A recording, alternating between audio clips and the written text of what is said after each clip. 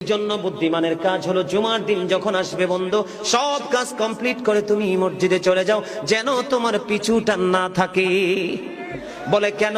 আমাদের দোষের কিন্তু বন্ধু শেষ নাই। জুমার দিনে মুসল্লিরা যায় সবার পরে এবং বের হয়, ইমাম সাহেব যখন ডানে বামে সালাম ফেরায়, মনে হয় যেন বন্ধু বিশ্বযুদ্ধ শুরু হয়ে গেছে, কার আগে কে রে বার হয়ে যাবে। অথচ আমার নবীর আদর্শ নিয়ে আজকে ওয়াজ করছে বন্ধু, ডিস্টার্ব, ডোন্ট ডিস্টার্ব মি।